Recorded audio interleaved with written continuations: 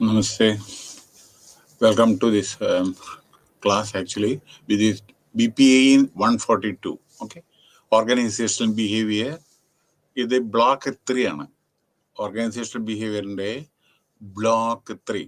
Organisational behaviour major facets പറഞ്ഞ മുഖങ്ങൾ, faces.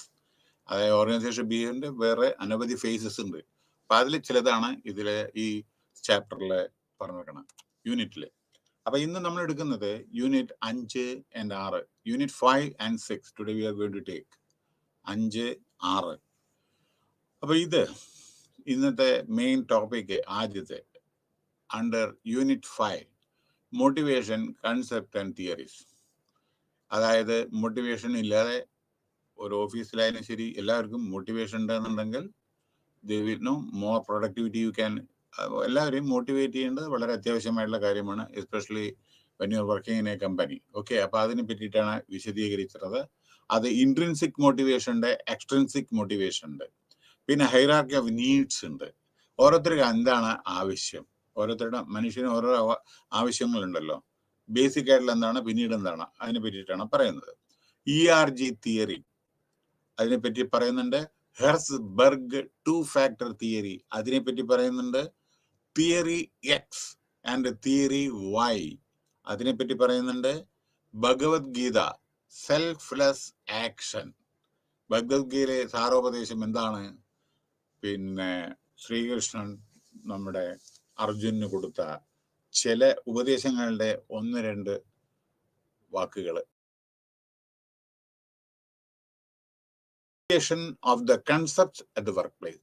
Work പ്ലേസിലെ നമ്മുടെ എങ്ങനെയാണ് നമ്മൾ അപ്ലൈ ചെയ്യേണ്ട ഓരോ കാര്യങ്ങളെ അതിനെ പറ്റിയിട്ടാണ് ഈ പൊതുവെ ഈ യൂണിറ്റിൽ 5 പറഞ്ഞത്. Introduction. Motivation is the driving force behind one's actions.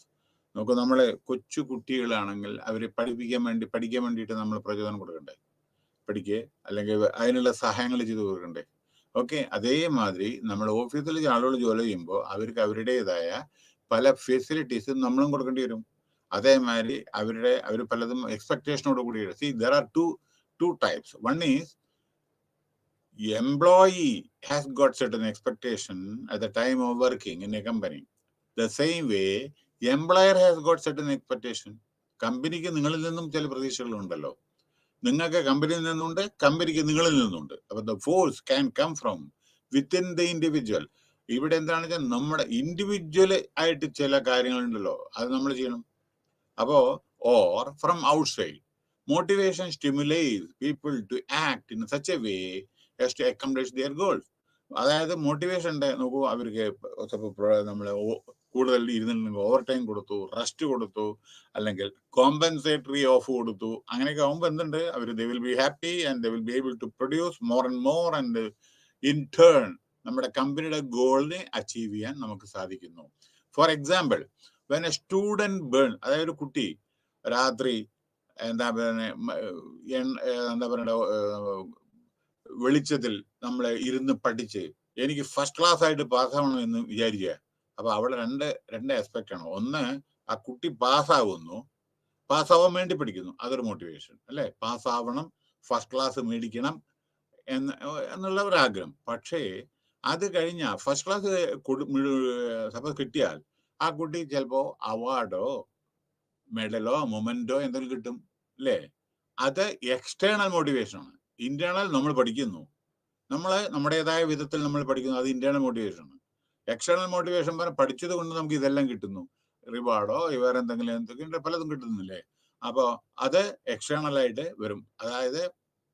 അതാണ് ഇൻട്രിൻസിക്, അതേമാതിരി എക്സ്ട്രിൻസിക് എന്ന് പറയുന്നത്. So behind the act of reading the light into the. അപ്പൊ അങ്ങനെ നമ്മൾ കൂടുതൽ പഠിച്ചാൽ കൂടുതൽ നല്ല മാർക്ക് കിട്ടും എന്നുള്ള ധാരണ വരുന്നു. അത് ഇന്റേണൽ ആണ്. In organisation setting. അപ്പൊ ഒരു ഓർഗനൈസേഷനും അങ്ങനെ തന്നെയാണ്. കാരണം എന്താ വെച്ചാൽ നിങ്ങൾ നിങ്ങളുടേതായ വിധത്തിൽ സെൽഫ് ഡിസിപ്ലിനോട് കൂടി ആദ്യം ജോലി ചെയ്യുക. ചെയ്തിട്ടില്ലെങ്കിൽ നിങ്ങളോട് ജോലി ചെയ്യാൻ വേണ്ടി കമ്പൽ ചെയ്യും, അത് എക്സ്റ്റേണൽ. 9 മണിക്ക് 9 to 5 അല്ലെങ്കിൽ 9 to 5:30 ഓഫീസ് ടൈം ആണ് വെച്ചാൽ 9 മണിക്ക് ഇവിടെ എത്തണം എന്നുള്ളത് നിങ്ങളല്ലേ പാലിക്കേണ്ടത്. നിങ്ങൾ എത്തിയില്ലെങ്കിലോ, ഒരു പ്രാവശ്യം ലേറ്റ് ആയി, 2ാമത്തെ പ്രാവശ്യം ലേറ്റ് ആയി, 3ാമതും ലേറ്റ് ആയി, എന്താ ചെയ്യുക? അപ്പൊ എക്സ്റ്റേണൽ പ്രഷർ വരില്ലേ, മാനേജർ വിളിക്കില്ലേ, എന്താണ് നിങ്ങൾ ലേറ്റ് ആയിട്ടാണ് അതിനെ എക്സ്റ്റേണൽ. അപ്പൊ അതാണ് ഇന്റേണൽ എക്സ്റ്റേണൽ. അപ്പൊ നമുക്ക് സെൽഫ് ഡിസിപ്ലിൻ ആണ് ഓർഗനൈസേഷനിലെ ഇത്. പിന്നെ വേറൊന്ന് മോട്ടിവേഷൻ. നമുക്ക് എന്താണ് ഗുണം? ഈ ചിലപ്പോൾ നമ്മൾ റെഗുലർ ആയിട്ട് വന്നു, പങ്ക്ച്വലായി വന്നാൽ ചിലപ്പോൾ അറ്റൻഡൻസിന് ചില അവാർഡ് കൊടുക്കുന്നുണ്ട്. ആ ടൈമായിട്ട് വന്ന് ടൈമിൽ വന്നിട്ട് മന്ത്ലി അവാർഡ്, ക്യാഷ് ഇൻസെന്റീവ് എന്തെങ്കിലും കുറച്ച് എങ്ങനെ കൊടുക്കും. അപ്പൊ എന്താണെന്ന് വെച്ചാൽ so as to ensure that employees are coming on time, number one, they are not irregular. അപ്പൊ അത് അറ്റൻഡൻസ് അവാർഡ് കൊടുക്കുന്നുണ്ട് ചില സ്ഥാപനങ്ങളിൽ, പണ്ടൊക്കെ ഉണ്ടായിരുന്നു. ഇപ്പൊ എത്രത്തോളം ഉണ്ടെന്ന് അറിയില്ല എനിക്ക് കേട്ടോ, കാരണം ഇപ്പൊ മാറ്റങ്ങൾ കണ്ടുമാനം വന്നിട്ടുണ്ട്. So in N organisation setting ഇപ്പൊ മാറ്റങ്ങളെല്ലാം ഇപ്പൊ കമ്പൽസറി ആണ്. വന്നിട്ടില്ലെങ്കിൽ പിറ്റേ ദിവസം ജോലി ഉണ്ടാവില്ല എന്നുള്ള നിലയാണ് ഇപ്പോ. പണ്ട് അങ്ങനെയല്ല. ഇപ്പൊ മാരുതി ഇതേമാതിരിയുള്ള പല കമ്പനികളിലും ഇതേമാതിരി ഇൻസെന്റീവ് പലതുണ്ട്. Quality circle, total quality management, അങ്ങനെ പലതുണ്ട്. പക്ഷെ ഇന്നത്തെ സാഹചര്യത്തില് ഉണ്ടോ ഇല്ലയോ എന്ന് ഒരു ക്വസ്റ്റ്യൻ മാർക്കാണ്. കാരണം നിങ്ങൾക്കറിയാലോ, ഇപ്പോഴത്തെ IT ആയിക്കോട്ടെ എന്തായിക്കോട്ടെ പലതും ശാശ്വതമല്ല. കാരണം നമുക്ക് കണ്ടിന്യൂസ് ആയിട്ട് ഒരു പ്രോഗ്രാം കൊണ്ടുനടത്താൻ പറ്റുന്നില്ല. അതിൻ്റെ ഇടയിൽ ആളുകളെ റിട്ടേൺ ചെയ്യേണ്ടി വരും. പല സമയത്ത് ചിലപ്പോൾ പുതിയ ആളെ റിക്രൂട്ട് ചെയ്യേണ്ടി വരും, ചിലവരെ ട്രാൻസ്ഫർ ചെയ്യേണ്ടി വരും. അപ്പം നമ്മുടെ എല്ലാ പ്ലാനും താറുമാറാവുന്നു ചില സമയത്ത്, അല്ലേ? 10,000 ആളൊക്കെ ട്രാൻസ്ഫർ ചെയ്യാലോ. ഒരു ഏതാനും വർഷങ്ങൾക്ക് മുമ്പേ, 3-4 വർഷങ്ങൾക്ക് മുമ്പേ, ഒരു ബിഗ്ഗസ്റ്റ് നമ്മുടെ IT കമ്പനി, പേര് പറയുന്നില്ല, 40,000 ആളെയാണ് ഒരു ദിവസം ത്രൂ ഔട്ട് ഇന്ത്യയില് അവര് പൈസ അതെല്ലാം കൊടുത്തിട്ടുണ്ടായിരുന്നു. അതിനെ പറ്റിയിട്ടൊന്നുമല്ല, പറഞ്ഞാൽ അവർക്ക് വേണ്ട കാരണം സർപ്ലസ് ആണ് എന്ന് പറഞ്ഞിട്ട് വേണ്ടതെന്ന് വെച്ചു. പക്ഷെ ഒരാൾക്ക് സ്ട്രൈക്ക് ചെയ്യാനോ യാതൊന്നും പറ്റില്ല. കാരണം എന്താന്ന് വെച്ചാൽ ഈ IT നിങ്ങൾ പറഞ്ഞ മാതിരി ഒന്നും അവിടെ IT ജോലി ചെയ്യാൻ പറ്റില്ല. കാരണം എന്താ വെച്ചാൽ ചിലപ്പോൾ ഞാൻ രാവിലെ 9 മണി മുതൽ വെറും 6 മണി വരെ ജോലി ചെയ്യൂ, അല്ലെങ്കിൽ 5:30 വരെ ജോലി പറയാൻ പറ്റുമോ IT? കാരണം ഫോറിൻ കമ്പനി ആയിട്ടാണ് കൊളാബറേഷൻസ്. അപ്പൊ രാത്രിയാണ്, ഇവിടെ പകല അവിടെ രാത്രിയാണ്. അപ്പൊ അതനുസരിച്ച് പ്രവർത്തിക്കാൻ തയ്യാറുള്ളവർക്ക് മാത്രമേ IT വർക്ക് ചെയ്യാൻ പറ്റൂ, അല്ലേ? അല്ലാണ്ട് 5 to 6 നിങ്ങൾക്ക് അല്ല സോറി 9 to 6 നിങ്ങൾക്ക് ജോലി ചെയ്യാൻ പറ്റും IT? പറ്റും ചിലയിടത്ത്. പക്ഷെ വലിയ വലിയ കമ്പനികൾ പറ്റില്ല. ഇപ്പോൾ കോഗ്നിസന്റ്, വിപ്രോ, ഇൻഫോസിസ്, TCS എല്ലാം അങ്ങോട്ട് പോകാൻ സമയമുണ്ട്. ഇങ്ങോട്ട് എപ്പോഴാ വരാൻ ദൈവത്തിന് മാത്രമേ അറിയൂ. മനസ്സിലായില്ലേ? അപ്പൊ പക്ഷെ നിങ്ങൾ അങ്ങനെ ചെയ്തിട്ടില്ലെങ്കിൽ ചിലപ്പോൾ നിങ്ങളുടെ ജോബ് തന്നെ ക്വസ്റ്റ്യൻ മാർക്കായിരിക്കും ചിലപ്പോൾ. കാരണം ഇന്നത്തെ സാഹചര്യം എങ്ങനെയാണ്, ഭയങ്കര കോമ്പറ്റീഷൻ വേൾഡ് ഓവർ. അപ്പൊ സർവൈവ് ചെയ്യുക എന്നുള്ളതാണ് പ്രധാനം. ഒരു മാർക്കറ്റ് പിടിക്കുക, സർവൈവ് ചെയ്യാവുന്ന വാക്ടിക് ഇതാണ് ഓരോരോ കമ്പനിക്ക്. മനസ്സിലായില്ലേ? അതാണ് ഈ ഫസ്റ്റ് ക്വാർട്ടർ ചില പലതും ലോസ്, ചിലത് പ്രോഫിറ്റ്, ഇങ്ങനെയൊക്കെ കാണുന്നുണ്ടല്ലോ പേപ്പറിൽ. ഇതാണ് ഇതിന്റെ. അപ്പൊ എംപ്ലോയീസിന്റെ റോള് ഭയങ്കരമാണ്. ഇപ്പൊ in an organization setting motivation has to remain committed to the job and to improve performance. അപ്പൊ മോട്ടിവേഷൻ വളരെ അത്യാവശ്യമാണ്. അടുത്ത് ഇൻട്രിൻസിക്. ഡിഫറൻസ് ബിറ്റ്വീൻ ഇൻട്രിൻസിക് പറഞ്ഞാൽ ഇന്റേണൽ ആയിട്ടുള്ളത് ആൻഡ് എക്സ്ട്രിൻസിക് പറഞ്ഞാൽ എക്സ്റ്റേണൽ ആയിട്ട്. അതായത് if we understand why we do things, we can say that we are intrinsically motivated. നമ്മളെ സ്വമേധയാ നമ്മൾ ഓരോരോ കാര്യങ്ങൾ ചെയ്യും, ആരും പറയാതെ തന്നെ. അപ്പോൾ if we are not prompted by obvious external, മറ്റുള്ളവർ പറയാതെ തന്നെ നമ്മൾ ചെയ്യുക. ഇവിടെ കമ്പനിയിൽ വർക്ക് ചെയ്യുമ്പോഴേ ചിലവര് 3 ടൈപ്പ് ഉണ്ട്. ഒന്ന്, നിങ്ങൾക്ക് യാതൊരു ആളുടെ ഒരു ഗൈഡൻസും ഇല്ലാതെ ജോലി ചെയ്യാൻ കഴിവുള്ളവരുണ്ട്. 1. 2, ഗൈഡൻസ് ഇല്ലാതെ കേട്ടോ. പിന്നെ ഗൈഡൻസ് ഇല്ലാതെ വർക്ക് ചെയ്യാൻ പറ്റാത്ത ചിലവരുണ്ട്. ഗൈഡൻസ് എപ്പോഴും ആവശ്യമായിട്ടുള്ളത് 2ാമത്തെ കാറ്റഗറി. 3ാമത്തെ കുറച്ച് ഗൈഡൻസ് അപ്പൊ ഇടയ്ക്കിടയ്ക്ക് മാത്രം. അങ്ങനെ 3 കാറ്റഗറി ഉണ്ട് എംപ്ലോയീസ്. അപ്പോ when we do a thing simply because we enjoy doing it, we can say that നമ്മളെ ജോലി ചെയ്യുമ്പോൾ അത് എൻജോയ് ചെയ്യണം. ഒരിക്കലും അത് നമ്മൾ അയ്യോ ഇത് ആർക്ക് വേണ്ടിയിട്ട് ചെയ്യണേ എന്ന് പറഞ്ഞിട്ട് ജോലി സ്ഥലത്ത് പോരുത്. പിന്നെ ഇവിടെ ഒരു കാര്യം കൂടി പറയേണ്ട, ബാക്കിയൊക്കെ നിങ്ങൾ വായിച്ച് മനസ്സിലാക്കുക. കാരണം സമയത്തിന്റെ ഇതാണ്. ഞാൻ ഇതിലില്ലാത്ത ചില കാര്യങ്ങൾ നിങ്ങൾ അറിഞ്ഞിരിക്കേണ്ട ചില കാര്യങ്ങളാണ് പറയുന്നത്. Japan, take the example of Japan. അവിടെ എംപ്ലോയീസ് കമ്പനിയിൽ ജോലിക്ക് പോകുമ്പോൾ as if they are going to a temple അല്ല ഓർ മോസ്ക് അല്ലെങ്കിൽ ചർച്ച്. അതായത് ഒരു ദൈവത്തിന്റെ അടുത്ത് പോകുന്ന സമയത്ത് അതേമാതിരി എങ്ങനെയാണ് നമ്മൾ പോകേണ്ടത്, സേക്രട്ട് ആയിട്ട് കംപ്ലീറ്റ് പരിശുദ്ധ മനസ്സോടുകൂടി. അതേമാതിരി അത് treating the work place is A temple.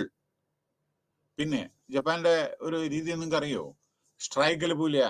സ്ട്രൈക്കിൽ പോകുന്ന അവർക്ക് എന്തെങ്കിലും പ്രശ്നങ്ങൾ ഉണ്ടെങ്കിൽ അവര് വെറും ഒരു കറുത്ത ബാഡ്ജ് ഇവിടെ വെച്ചിട്ട് അവര് അന്ന് ഡബിൾ ആയിട്ട് വർക്ക് ചെയ്യും. പ്രൊട്ടസ്റ്റില്, സ്ട്രൈക്കിൽ പോയില്ല. അപ്പോൾ ഡബിളായിട്ട് വർക്ക് ചെയ്യുക. അതിന്റെ അർത്ഥം നിരാശനാണ്. ഇവിടെ കറുത്ത ബാഡ്ജ് ഉണ്ട്, പക്ഷെ അവർ വർക്ക് സ്റ്റോപ്പ് ചെയ്യില്ല. They are very famous as regard quality is concerned. They are even China പോലും ക്വാളിറ്റിയിലൊന്നുമില്ല. പക്ഷേ ജപ്പാന്റെ ക്വാളിറ്റി സൂപ്പറാണ്. മനസ്സിലായി? വേൾഡ് ഓവർ നിങ്ങൾക്കറിയാലോ, വെരി ഡെവലപ്ഡ് കൺട്രിയാണ്. അതൊക്കെ ഇവരുടെ പ്രയത്നപരമാണ്. പക്ഷേ നിങ്ങൾ ഇവിടെ അതിശയിക്കേണ്ട വേറൊരു കാര്യമുണ്ട്. ജപ്പാനെ മാതിരി ഒരു രാജ്യം എങ്ങനെ വികസിച്ചു? എന്നും ഭൂകമ്പം, അഗ്നിപർവ്വതം, മറ്റുള്ള പല നാച്ചുറൽ കലാമിറ്റീസും, അനവധി ദ്വീപുകളാണ് ജപ്പാന്റെ. എങ്കിലും അതെല്ലാം സർവൈവ് ചെയ്തിട്ട് ഡെവലപ്ഡ് കൺട്രി ആയിട്ട് പരിണമിച്ചു. അവിടെയാണ് ഹിരോഷിമ, നാഗസാക്കി ഇതൊക്കെ ഉണ്ടായിട്ടും ഇന്നും one of the best country in the world. അത് വളരെ, കാരണം ഓട്ടോമൊബൈൽ ആയിക്കോട്ടെ, ഇലക്ട്രോണിക്സ് ആയിക്കോട്ടെ, നിങ്ങൾക്ക് അറിയാലോ, എല്ലാ കാര്യങ്ങളും അറിയാലോ. സോ അവര് മോട്ടിവേറ്റ് ചെയ്യുന്നു. അവിടെ ടോട്ടൽ ക്വാളിറ്റി മാനേജ്മെന്റ്, ജപ്പാൻ വേറെ ഇതുണ്ട്, ജസ്റ്റ് ഇൻ ടൈം ആൻഡ് അതേ പ്രകാരം മറ്റേ ക്വാളിറ്റി സർക്കിൾ, ഇതെല്ലാം സിസ്റ്റം അഡോപ്റ്റ് ചെയ്യുന്നത് ജപ്പാനിലാണ്.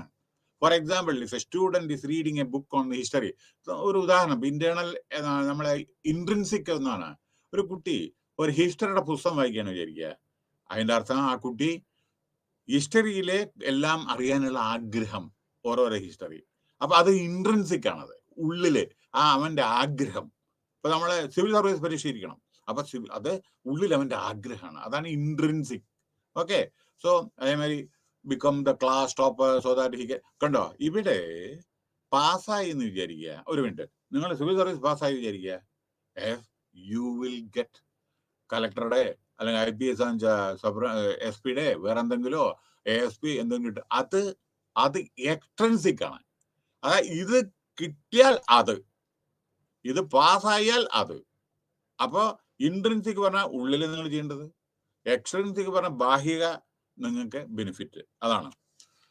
അപ്പൊ അതാണ് extrinsic motivation comes and the common tend. അതാണ് ഇതിനെ പറ്റിയിട്ടാണ് പറയാ. ജസ്റ്റ് ഞാൻ സമ്മറി മാത്രം പറഞ്ഞാൽ മതി, ബാക്കിയൊക്കെ നിങ്ങൾ വായിച്ച് മനസ്സിലാക്കുക കേട്ടോ. വേറെ എവിടെയാണ് അർജൻസി അല്ലെങ്കിൽ ഇമ്പോർട്ടൻസ്, അവിടെ ഞാൻ വിശദീകരിക്കുക. ബാക്കിയുള്ളത് നിങ്ങൾ വായിച്ച് മനസ്സിലാക്കണം. Read and understand the things. എന്തുകൊണ്ട് ഞാൻ പറയുന്നില്ല, എനിക്ക് പറയാൻ പറ്റും, പക്ഷെ ലിമിറ്റഡ് ടൈം ആയതുകൊണ്ട് ഇമ്പോർട്ടൻറ്റ് തിങ്ങുകളാണ് പറയേണ്ടത്, ഇതിലില്ലാത്തതും നിങ്ങൾ അറിഞ്ഞിരിക്കേണ്ടതും. സോ വേറെ കാരണം എന്താ വെച്ചാൽ ചിലപ്പോൾ ബുക്കുകളിൽ ചില സമയത്ത് 1 കൊല്ലത്തെ 2 കൊല്ലത്തെ പഴക്കമുള്ള ചില മെറ്റീരിയൽ ചിലപ്പോൾ ആയിരിക്കാം. പക്ഷെ നമ്മുടെ അങ്ങനെയല്ല, നമ്മുടെ ലേറ്റസ്റ്റ് തന്നെയാണ്, അതല്ല ഞാൻ പറയുന്നത്. പക്ഷെ നമ്മൾ എന്താണെന്ന് വെച്ചാൽ ദിനം പ്രതി മാറ്റങ്ങൾ വന്നുകൊണ്ടിരിക്കുന്നുണ്ട്. അപ്പൊ അതും കൂടി അപ്ഡേറ്റ് ചെയ്തിട്ട് പോകണം. അതാണ് ചിലപ്പോൾ നിങ്ങൾക്ക് പുതിയ ഐഡിയാസ് നിങ്ങൾക്ക് തരുന്നത്. So motivated acts lead to a separately distinguishable outcome like prize, money. ചിലരെ നമുക്ക് ആ ഗ്രേഡ് കിട്ടും, ചിലപ്പോൾ നമ്മൾ കൂടുതൽ ജോലി ചെയ്താൽ നമുക്ക് വേജിന്റെ ശമ്പളം കിട്ടും, ബോണസ് കിട്ടും, അത് കിട്ടും പറഞ്ഞിട്ട്. അപ്പൊ അതിനു വേണ്ടി നമ്മൾ പ്രയത്നിക്കില്ലേ. പ്രൊഡക്ഷൻ ഇൻസെന്റീവ്, പ്രൊഡക്ഷൻ കൂടിയിട്ടുണ്ടെങ്കിൽ ഇൻസെന്റീവ് കിട്ടും, പ്രൊഡക്ഷൻ ഇല്ലെങ്കിൽ കീപ്പിട്ട് വരും. നോക്കിയോ, അതാണ് എക്സ്ട്രിൻസിക്. അപ്പോ ചിലത് ഇൻടാൻജിബിൾ റിവാർഡ്, അതായത് കാണാൻ പറ്റാത്ത ചില റിവാർഡ് ഉണ്ട്. എന്താ പറയുക കാണാൻ പറ്റാത്ത റിവാർഡ്? നിങ്ങൾ ഒരാളെ പ്രശംസിക്കുകയാണ് വിചാരിക്കുക, അത് കാണാൻ പറ്റുമോ? അതായത് you are done A very good, very good, very nice, very keep it up. നോക്കൂ, നിങ്ങളെ അവരെ പ്രശംസിക്കുക, അത് കാണാൻ പറ്റുമോ? പക്ഷേ അതുകൊണ്ടുള്ള ഗുണം എന്താണെന്ന് അറിയോ? എന്റെ ബോസ് ഞാൻ ജോലി ചെയ്തത് റെക്കഗ്നൈസ് ചെയ്യുന്ന കുറെ കൂടുതൽ അവനെ മോട്ടിവേറ്റ് ചെയ്യുന്നു, നല്ല ജോബ് ചെയ്യാൻ വേണ്ടി. എന്റെ ബോസ് എപ്പോഴും ഹാപ്പിയാണ് എന്ന് പറയുന്നു. നോക്കൂ, നമ്മൾ ജസ്റ്റ് പിന്നാപ്പുറത്തൊന്ന് തട്ടുന്നുള്ളൂ, ഹലോ വെരി ഗുഡ് എന്നേ പറയുന്നുള്ളൂ. പക്ഷേ അവനത് മോട്ടിവേഷൻ ആണത്, to do better. So that because he's sure that his boss is very happy with his work. So it is difficult to clarify, separate intrinsic motivation. അപ്പൊ ഇത് നമുക്കിത് എക്സ്പ്ലെയിൻ ചെയ്യാൻ പറ്റും. ഇന്റേണൽ ആയിട്ടുള്ള കാര്യമാണ്. അവർ പെട്ടെന്ന് നമുക്ക് അനുഭവിക്കുന്നത്, നമ്മൾ ചെയ്യുന്നത് ഇന്റേണൽ ആയിട്ട് ചെയ്യുന്നത് without compulsion from other side. Success can lead to higher motivation. അതേമാതിരി നിങ്ങളെ ഒരു വിജയിച്ചിട്ടുണ്ടെങ്കിൽ അങ്ങനെ നിങ്ങളെ കെട്ടിപ്പടുക്കുന്നു അല്ലേ ഓരോന്ന്. അതായത് നമ്മൾ സ്റ്റെപ്പ് ബൈ സ്റ്റെപ്പ് ആണല്ലോ നമ്മുടെ ഓരോരോ സക്സസ്. 5ാം ക്ലാസ് പാസ്സായി, അതുകൊണ്ട് 6ാം ക്ലാസ്സിലേക്ക് പോകണു. 6ാം ക്ലാസ് പാസ്സായി 7ാം ക്ലാസ്സിലേക്ക് പോകണു. 10ാം ക്ലാസ് പാസ്സായി +1, 2, അത് കഴിഞ്ഞിട്ട് നിങ്ങൾ കോമ്പറ്റേറ്റീവ് എക്സാമിനേഷൻ ചെയ്യണം, അല്ലെങ്കിൽ ഗ്രാജുവേഷന് പോകണം അല്ലേ. ഇതുകൊണ്ട് അത് സക്സസ്. അപ്പോൾ അങ്ങനെ മേപ്പെട്ട് പോകാൻ നിങ്ങളെ അനുവദിക്കും. അതേമാതിരി കമ്പനിയല്ലേ, നോക്കൂ, ഒരാള് ടെക്നീഷ്യൻ, അത് കഴിഞ്ഞിട്ട് സൂപ്പർവൈസർ ആവുന്നു, അതിൻ്റെ അസിസ്റ്റന്റ് ഓഫീസർ ആവുന്നു, പിന്നെ ഓഫീസർ ആവുന്നു, സീനിയർ ഓഫീസർ ആവുന്നു, ഡെപ്യൂട്ടി മാനേജർ ആവുന്നു, മാനേജർ ആവുന്നു, സീനിയർ മാനേജർ ആവുന്നു, അതേമാതിരി ജനറൽ മാനേജർ ആവുന്നു, ഡയറക്ടർ ആവുന്നു, എക്സിക്യൂട്ടീവ് ഡയറക്ടർ ആവുന്നു, ഡയറക്ടർ ആവുന്നു, അങ്ങനെ പോകണു ഉണ്ടോ. അപ്പോ സക്സസ് ആൾവേസ് അത് ഹയർ മോട്ടിവേഷനും അത് പ്രോഗ്രസിന് വഴിതെളിക്കും. Okay, next according to the hierarchy. ഇതെന്താണ്, വേറെ ഒന്നല്ല, ഫിസിയോളജിക്കൽ നീഡ്സ്. ഇത് നമ്മുടെ മാസ്ലോ തിയറിയാണ്, അബ്രഹാം മാസ്ലോ. മനുഷ്യന് ആവശ്യമുള്ള ചില കാര്യങ്ങൾ, അത്യാവശ്യമായിട്ടുള്ള ചില കാര്യങ്ങളുണ്ട്, മനസ്സിലായോ? എന്താണ് അത്യാവശ്യം? വായു, വെള്ളം, ഭക്ഷണം. നോക്കൂ, ഫിസിയോളജിക്കൽ നീഡ്സ്. ഇതിലെ ഞാൻ ഇതായിട്ട് പറയാം. അതായത് നമ്മുടെ ഫിസിയോളജിക്കൽ നീഡ്സിലെ ദിസ് ആർ വളരെ യൂണിവേഴ്സൽ ഇൻ നേച്ചർ. അതായത് ഹ്യൂമൻ ബീയിങ്, ഹങ്കർ, തേഴ്സ്റ്റ്, വായു, വെള്ളം, ഭക്ഷണം ഇല്ലാണ്ട് ജീവിക്കാൻ പറ്റുമോ? ഇപ്പൊ നമുക്ക് ഇത് വേണമല്ലേ, മൊബൈലും വേണമല്ലേ? അതല്ല പ്രാധാന്യം, മൊബൈൽ ഇല്ലെങ്കിൽ ജീവിക്കാം. അതായത് വായു, വെള്ളം, ഭക്ഷണം, ഷെൽട്ടർ, അതാണ് ഫിസിയോളജിക്കൽ ബേസിക് ആയിട്ട് ആളുകൾക്ക് വേണ്ടത്. പിന്നെ രണ്ടാമത് ഇത് മാസ്ലോ തിയറിയാണ്, അബ്രഹാം മാസ്ലോ. അതായത് ഈ അബ്രഹാം മാസ്ലോന്റെ തിയറിയാണത്. സേഫ്റ്റി നീഡ്സ് എന്ന് പറയുന്നത് സെക്കൻഡ് ലെവൽ ഹൈറാർക്കി. അതായത് safety and security needs get. Safety വേണം, സെക്യൂരിറ്റി വേണം. നിങ്ങൾ അഫ്ഗാനിസ്ഥാനാണ് എന്താ സ്ഥിതി? അവിടെ പുറത്തിറങ്ങാൻ പറ്റുന്നില്ല ചില സമയത്ത്. ഇപ്പൊ സ്കൂളിൽ പോകാൻ പറ്റുന്നില്ല കുട്ടികൾക്ക്, പെൺകുട്ടികൾക്ക് സ്കൂളിൽ ഉപരിപഠനത്തിന് പോകാൻ പറ്റുന്നില്ല. അപ്പൊ safety is also very very essential. അല്ലാതെ നമുക്ക് പുറത്തിറങ്ങാൻ പറ്റില്ല, അല്ലെങ്കിൽ നമുക്ക് അങ്ങനെയൊക്കെയുള്ള പല പല പ്രശ്നങ്ങളുണ്ട്. അപ്പൊ safety is also precious thing. That is the second level. Third level belonging and love need, social needs. അപ്പൊ ഇവിടെ എന്താണ് പറയുന്നത് വെച്ചാൽ, നമ്മുടെ ഹെൽത്ത്, ഇഞ്ചുറി ഒന്നും ഇല്ലാതെ, ആക്സിഡന്റ് ഒന്നും ഇല്ലാതെ, ഫിസിയോളജിക്കൽ നീഡ്സ്, സേഫ്റ്റി, ഇതൊക്കെ നമുക്ക് വളരെ അത്യാവശ്യമാണ്. പിന്നെ സമൂഹത്തിലെ, അതായത് സോഷ്യൽ നീഡ്സ്, നല്ല കൂട്ടുകാര്, വീട്ടിലെ ആ പ്രദേശം, അതൊക്കെ നിങ്ങൾക്ക് നല്ല, അതായത് ലൈക്ക് ചില പലതുണ്ട്. റിലീജിയസ് ആയിട്ടുള്ള ഗ്രൂപ്പ് ഉണ്ട്, പിന്നെ സ്മാൾ ഗ്രൂപ്പ് ഉണ്ട്. അപ്പൊ ഇവിടെ എന്താണെന്ന് വെച്ചാൽ ഏറ്റവും പ്രധാനപ്പെട്ടത് വളരെ ലവ് ആൻഡ് അഫെക്ഷൻ ഉണ്ടെങ്കിൽ നമുക്കും അതെ, മറ്റുള്ളവർക്ക് നമ്മളെ സ്നേഹിക്കുന്നു എന്ന് പറഞ്ഞാൽ അതൊക്കെ വളരെ അത്യാവശ്യമാണ്. സ്നേഹിക്കാത്ത ആളുകൾ, സെൽഫിഷ് ആയ ആളുകൾ 4 പേരുണ്ട് വിചാരിക്കുക, എന്താ കാര്യം? നേരെ മറിച്ച് അവർ നമ്മളെ സഹായിക്കുന്നു, നമ്മൾ അവരെ സഹായിക്കുന്നു. We are living in a very good setup. അപ്പൊ അത് നമുക്ക് ഹാപ്പി ആയിട്ട് പരിണമിക്കും. അതും ഒരു നീഡാണ്, ആവശ്യമാണ്. പിന്നെ അടുത്തതാണ് എസ്റ്റീം നീഡ്.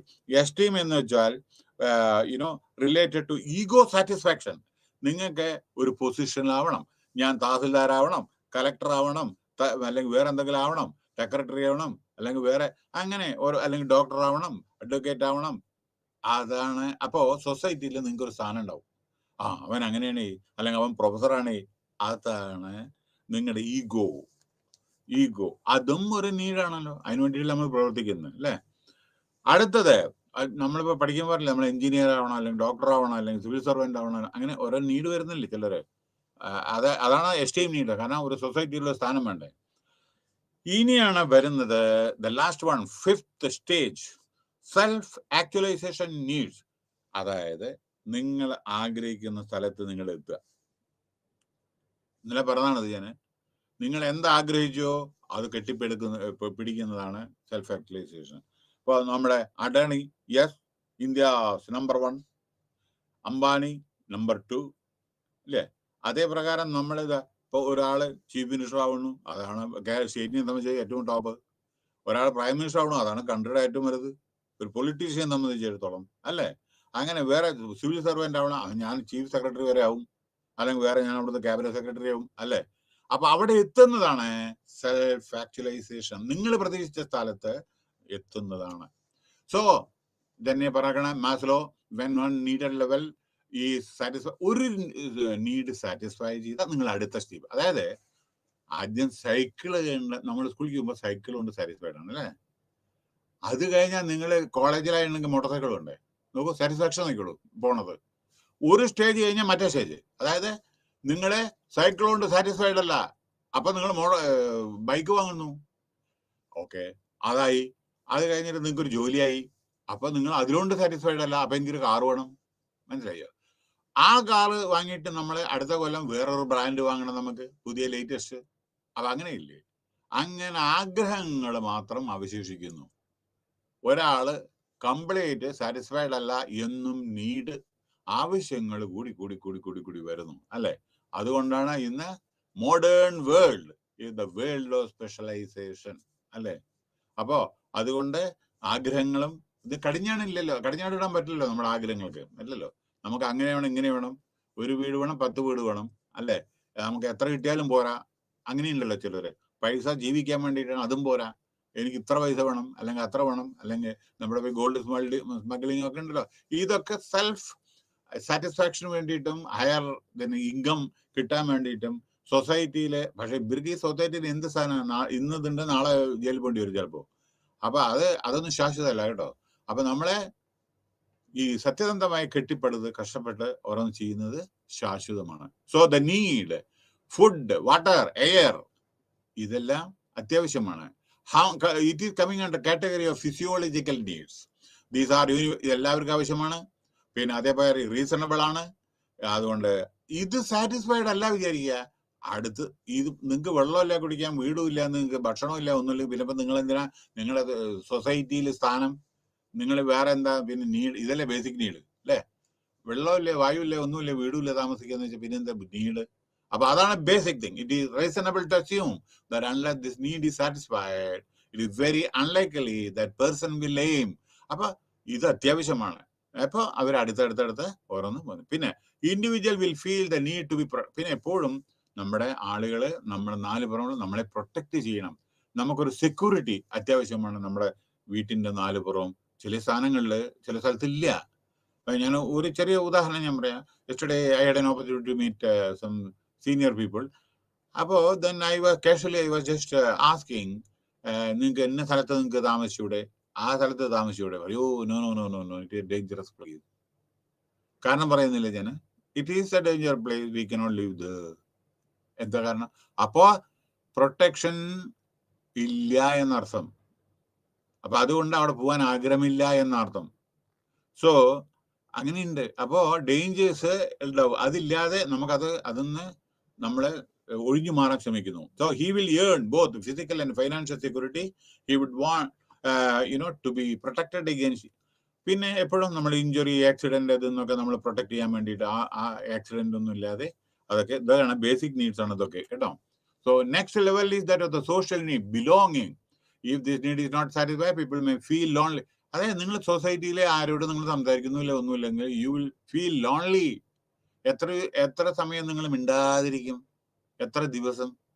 അപ്പൊ ഡിപ്രസ്ഡ് ആവില്ലേ നിങ്ങള്? അത് നെക്സ്റ്റ് ലെവൽ അടുത്ത് വരണം എസ്റ്റീം. എസ്റ്റീം പറഞ്ഞല്ലോ ഞാൻ. അതായത് ഈഗോ. അതായത് എനിക്ക് അതാവണം, ഇതാവണം, എനിക്ക് വീട്ടിൽ ആന വേണം, അല്ലെങ്കിൽ വേറെ കാറ് വേണം, ഇങ്ങനെയൊക്കെയുള്ള ഓരോന്നില്ലേ. ചില പണ്ട് കാലത്ത് എൻ്റെ വീട്ടിൽ ഒരു ആനയെ മുമ്പിൽ കൊണ്ട് നിർത്തും, മനസ്സിലായില്ലേ? പണ്ട് തറവാടിലൊക്കെ, മനസ്സിലായില്ലേ? അത് അവരുടെ എസ്റ്റീമാണ്. ചിലപ്പോൾ ചിലയിടത്ത് 2-3 കാറുണ്ട്, അത് അവരുടെ എസ്റ്റീമാണ്. മകനൊന്ന്, അച്ഛനൊന്ന്, മകളൊന്ന്, അമ്മയ്ക്കൊന്ന്, അല്ലേ? അത് അവരുടെ എസ്റ്റീമാണ്. അപ്പൊ ഇതൊക്കെ നമ്മുടെ സൊസൈറ്റിയിൽ ഉണ്ട്, നടമാടുന്നു. So these needs are related to ego, satisfaction. അറിയാമോ നിങ്ങൾക്ക്? പണ്ട് നമ്മുടെ ഒരു പ്രധാനമന്ത്രി ഒരു പ്രധാനമന്ത്രി ഉണ്ടായിരുന്നു. ഓക്സ്ഫോർഡിൽ പഠിക്കുന്ന സമയത്ത് 14 എൻട്രൻസ് ഉണ്ടായിരുന്നു അവിടെ. 14 എൻട്രൻസിലും 14 കാറ് വന്നു നോക്കും. ഇതിൽ പഠിച്ച് കേട്ടിട്ടുണ്ട്, എനിക്കറിയില്ല കേട്ടോ, കേട്ടിട്ടേ ഉള്ളൂ. അതായത് ഇയാൾ പഠിക്കുന്ന സമയത്ത് ഏത് എൻട്രൻസ് കൂടെയാണ് ക്ലാസ് കഴിഞ്ഞിട്ട് വരിക എന്നറിയില്ല. അപ്പൊ മകൻ 1 മിനിറ്റ് പോലും നിൽക്കരുത് എന്ന് കരുതി അതിന് 14 എൻട്രൻസിലും കാറ് തയ്യാറായിട്ടിരിക്കും. ഏത് എൻട്രൻസ് കൂടെ വന്നാലും മകന് കാറ് പെട്ടെന്ന് കയറാം.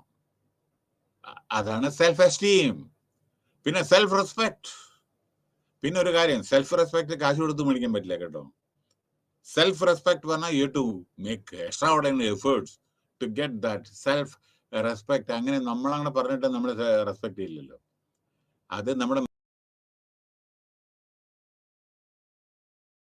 കഷ്ടപ്പെട്ടാലേ അതിന്റെ ആ ഒരു പ്രത്യേക, അതിൽ പല കാര്യം ഇൻവോൾവ് ആണ്.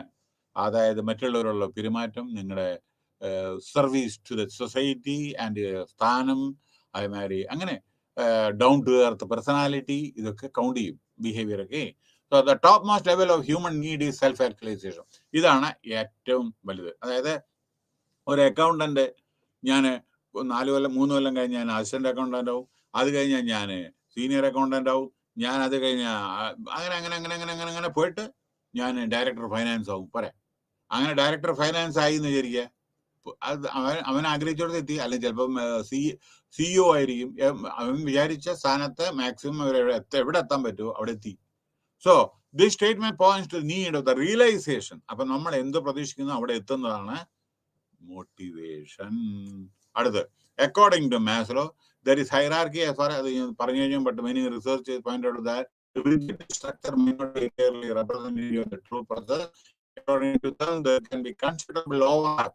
ചില സമയത്ത് ഓവർലാപ്പ് ഉണ്ടായിരിക്കും, ചില സമയത്ത് നമ്മുടെ ആവശ്യങ്ങളിൽ ആളുകൾ അനുസരിച്ച് ചില സമയത്ത് ആവശ്യങ്ങൾ. നിങ്ങളുടെ പരിധിയിലായിരിക്കും, അപ്പൊ നിങ്ങളുടെ ആവശ്യം ഡിഫറെന്റ് ആയിരിക്കും. വേറെത്തിന്റെ പരിധിയിലായിരിക്കും, അപ്പൊ അവൻ വേറെ കാശുണ്ട്, അപ്പൊ അവൻ കൂടുതലോ അല്ലെങ്കിൽ മോട്ടോർ സൈക്കിളോ വാങ്ങി. ആവശ്യങ്ങൾ പല വിധത്തിലാണ്. So in other words, even if one class of need is completely satisfied, an individual may try to fulfill a need to the next. അപ്പൊ ഒന്ന് തൃപ്തികരമായാൽ അയാൾ മറ്റൊടത്തേക്ക് വയ്ക്കുന്നു. ERG theory. അടുത്തത്, Clayton Paul Alderfer, an American psychologist, further developed Maslow's hierarchy needs. അയാൾ ഇത് വേറൊരാളുടെ ഒരു ഇതാണ് മോട്ടിവേഷനെ പറ്റിയിട്ട്, by proposing what is known as ERG theory. അതായത് ERG പറഞ്ഞ എക്സിസ്റ്റൻ, നമുക്ക് എക്സിസ്റ്റ്, ഈ ലോകത്തിലെ ജീവിക്കാൻ ആവശ്യമായ കാര്യങ്ങൾ ആണ് വേണ്ടത്. പിന്നെ അതിന്റെ റിലേറ്റഡ്നെസ് നീഡ്, റിലേറ്റഡ് ആയിട്ടുള്ള നീഡ്, പിന്നെ ഗ്രോത്ത് നീഡ്, നമ്മുടെ progress. As per the ERG theory, more than one level of needs can be activated at the same time. അതായത് നമ്മുടെ എക്സിസ്റ്റൻസ്, അതും വായു വെള്ളം ഭക്ഷണം തന്നെയാണ്. അയാളുടെ ഒരു തിയറി വേറെ. As per the ERG theory, correspond to the first 2 levels of the hierarchy of need theory. അതായത് ഓരോ നീഡ്, റിലേറ്റഡ്, ഗ്രോത്ത്, ഇതിനെ പറ്റിയിട്ട് ഓരോരുത്തർ എന്താണ് പറയുന്നതാണ്. ഫിസിയോളജിക്കൽ നീഡ്സ് ഇദ്ദേഹത്തിന്റെ അഭിപ്രായത്തിലെ സേഫ്റ്റി നീഡ്സ്, റിലേറ്റഡ് തന്നെ സെയിം, ബിലോങ്ങിങ്, ലവ്, സെയിം, വേറൊരു വിധത്തില് അദ്ദേഹത്തിന്റെ ഒരു അവതരണമാണ് ഇത്, കേട്ടോ.